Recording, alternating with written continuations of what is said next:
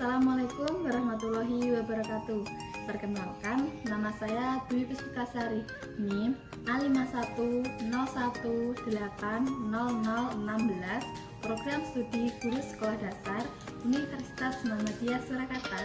Di sini saya akan menjelaskan tentang apa itu yang dimaksud dengan pendidikan inklusif. Sebelum membahas tentang pendidikan inklusif, saya akan membahas tentang apa itu yang dimaksud dengan anak berkebutuhan khusus. Anak berkebutuhan khusus ialah anak yang memiliki karakter khusus yang berbeda dengan anak pada umumnya, tanpa selalu menunjukkan pada ketidakmampuan mental, emosi, ataupun fisik. Jadi, anak berkebutuhan khusus membutuhkan perhatian lebih dibanding dengan anak pada umumnya. Poin pertama, sebelum membahas tentang pendidikan inklusif, saya akan membahas tentang pendidikan sekresif dan pendidikan integratif. Apa sih yang dimaksud dengan pendidikan sekresif dan integratif? Pendidikan sekresif ialah pendidikan di mana anak berkebutuhan khusus terpisah dari pendidikan reguler. Jadi, dalam sekolah tersebut tidak ada anak berkebutuhan khusus. Yang kedua, pendidikan integratif. Pendidikan integratif ialah pendidikan di mana anak berkebutuhan khusus sekolah di sekolah reguler, tetapi berada pada kelas khusus. Jadi, anak berkebutuhan khusus ditempatkan pada unit atau kelas terpisah. Selanjutnya, pendidikan inklusif. Pendidikan inklusif ialah pendidikan yang mewadahi anak berkebutuhan khusus agar dapat bersekolah di sekolah reguler tanpa adanya perhatian khusus atau perilaku yang khusus terhadap anak berkebutuhan khusus tersebut.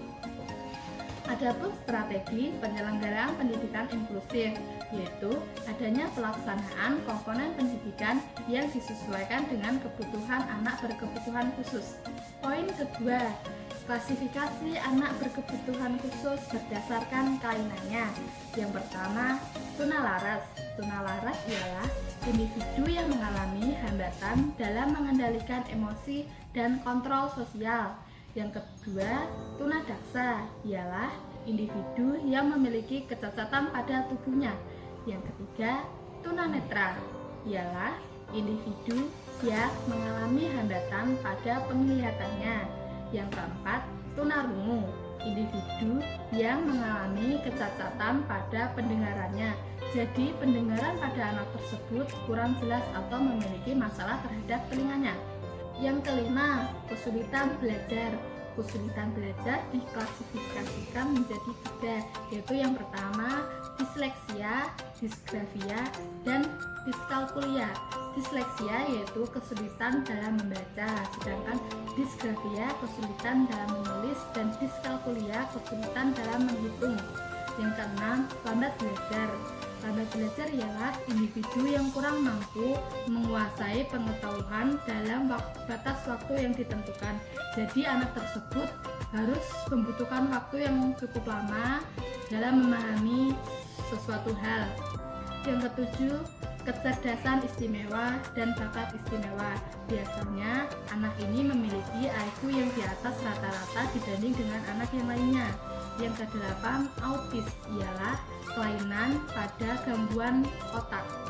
Yang kesembilan, ADD atau ADHD, kelainan yang diderita oleh anak yang kurang perhatian. Yang ketiga yaitu membahas tentang penyelenggaraan pendidikan inklusif di sekolah dasar. Yang pertama, sistem penyelenggaraan.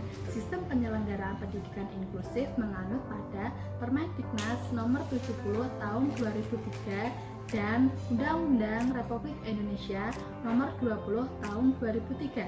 Yang kedua, identifikasi dan asesmen anak berkebutuhan khusus, yaitu proses menemukan kasus kelainan pada anak berkebutuhan khusus. Jadi pihak sekolah harus menentukan kelainan anak berkebutuhan khusus sebelum anak tersebut masuk ke dalam sekolah tersebut. Yang ketiga, guru pendamping khusus, yaitu memiliki tugas mendampingi anak berkebutuhan khusus di dalam kelas dan memodifikasi pembelajaran yang ada di dalam kelas. Yang keempat, desain kurikulum dan pembelajaran, yaitu modifikasi kurikulum. Jadi, kurikulum yang digunakan anak berkebutuhan khusus harus dimodifikasi berdasarkan kebutuhan anak tersebut. Yang kelima, program perencanaan modifikasi individual atau yang biasa disebut PPI, yaitu program yang disesuaikan dengan anak berkebutuhan khusus. Dan yang keenam, yaitu evaluasi pembelajaran, yaitu penataan program pada peserta didik anak berkebutuhan khusus pada akhir tahun keempat, yaitu membahas tentang kekuatan pendidikan inklusif. Terdapat 4 kekuatan dalam pendidikan inklusif. Yang pertama, pembelajaran partisipatif dan kolaboratif, yaitu pembelajaran secara aktif yang membentuk kelompok kecil yang tingkat kemampuannya berbeda-beda. Yang kedua, pusat layanan klinis, yaitu layanan untuk mengobati gangguan kesehatan. Diharapkan sekolah yang mengadakan pendidikan inklusif terdapat pusat layanan klinis untuk mengobati anak berkebutuhan khusus. Yang ketiga, partisipasi orang tua. Partisipasi orang tua sangat berperan penting karena orang tualah yang paling mengerti karakteristik dari anak dan mengerti kebutuhan anak. Yang keempat, sistem dukungan sekolah dan pemerintah, yaitu pembuat peraturan dan sekolah sebagai pelaksana peraturan pendidikan inklusif. Nah, itu tadi penjelasan dari saya mengenai pendidikan inklusif.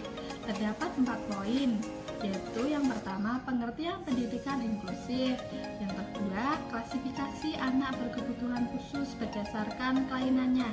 Yang ketiga, penyelenggaraan pendidikan inklusif di sekolah dasar. Dan yang keempat, yaitu kekuatan pendidikan inklusif. Dengan demikian, anak berkebutuhan khusus memiliki hak yang sama dengan anak yang lainnya dalam bidang pendidikan. Terima kasih atas perhatiannya. Mohon maaf bila ada salah kata dari saya. Akhir kata, wassalamualaikum warahmatullahi wabarakatuh.